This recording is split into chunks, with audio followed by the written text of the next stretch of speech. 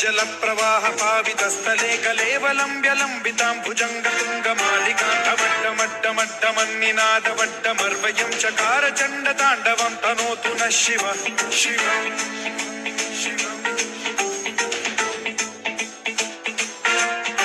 जटाकटाह सम्भ्रम भ्रम निलिम्ब निर्झरी विलोल वीचि वल्लरी विराजमान मूर्धनि धगद्धगद्धगज्ज्वलल्ललाट पट्ट पावके किशोर चन्द्रशेखरे रति प्रतिक्षणम्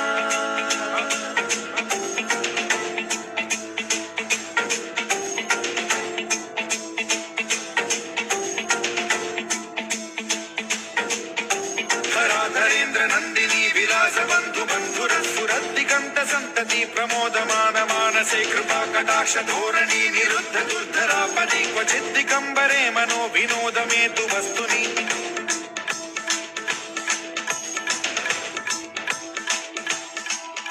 जटाभुजंग पिंगल स्फुरत् प्रणामणि प्रभा कदम्ब कुङ्कुमद्रव प्रलिप्त दिग्वधूमुखे मदान्त सिन्धुर स्फुरत्वगुत्तरीय मेधुरे मनो विनोदमद्भुतं बिभर्तु भूत भर्तरि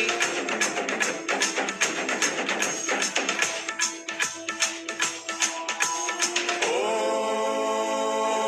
नमः शिवाय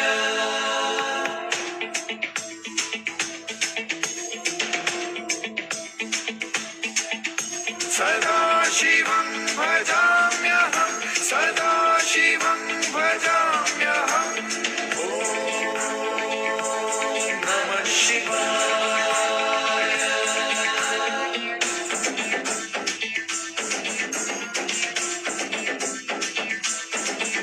सहस्रलोचनं प्रभृत्य शेषलेख शेखर प्रसून धूलि धोरणी विधूसराग्रिपीठभूभुजङ्गराजमालया निबद्ध जाट जूटक श्रियै चिराय जायतां चकोर बन्धुशेखरः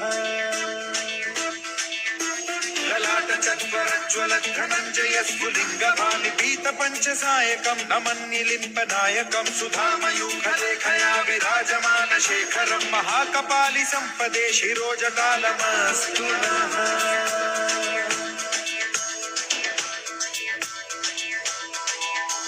कराल भाल पट्टिका धगद्धगद्धगज्ज्वलत् धनञ्जयाहुतीकृत प्रचण्ड पञ्चसायके धराधरेन्द्र नन्दिनी कुचाग्र चित्रपत्रक प्रकल्पनैक शिल्पिनी त्रिलोचने रतिर्मम नवीन मेघमण्डली निरुद्ध दुर्धर स्फुर कुहूनि शीथिनी तमः प्रबन्ध बद्ध कन्धरः निलिम्प निर्झरीधरस्तनोतु कृत्ति सिन्धुरः कलानिधान बन्धुरः श्रियं जगद्धुरन्धरः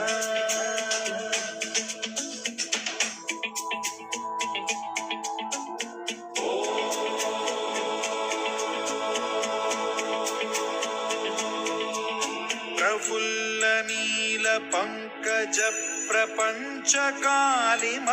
प्रभावलंबि कंठ कंदली रुचि प्रबद्ध कंधरं स्मरच्छिदं पुरच्छिदं भवच्छिदं मथच्छिदं गजच्छिदान्धकच्छिदं तमन्तकच्छिदं भजे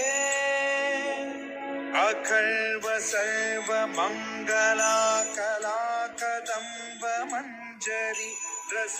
प्रवाह माधुरी विजृंभणा मधुव्रतं स्मरान्तकं पुरान्तकं भवान्तकं मखान्तकं गजान्तकान्धकान्तकं तमन्तकान्तकं भजे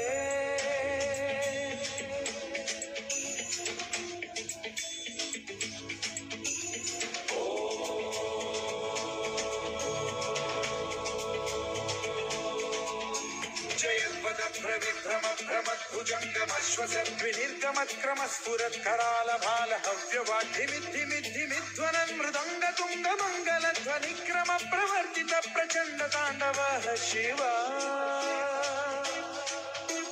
सुषड्विचित्रतल्पयोर्भुजङ्गमौक्तिकट्रजो गरिष्ठरत्नलोष्टयो गुरुद्विपक्षपक्षयो कृष्णारविन्द चक्षुषो प्रजामही महेन्द्रयो समप्रवृत्तिकदा सदा शिवं भजाम्यहम्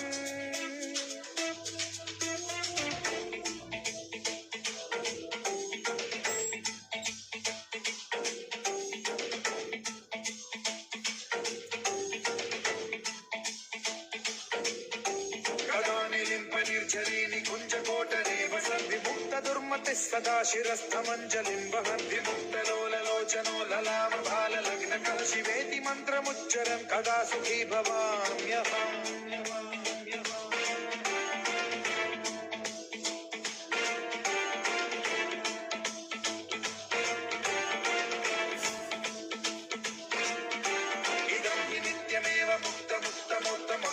पठन् स्मरन् ब्रुवन्नरो विशुद्धिनेति सन्ततं हरे गुरौ सुभक्तिमाशु याति नान्यथा गतिं विमोहनं हि देहिनां सुशङ्करस्य विमोहनं हि देहिनां सुशङ्करस्य विमोहनं हि देहिनां सुशङ्करस्य चिन्तनम्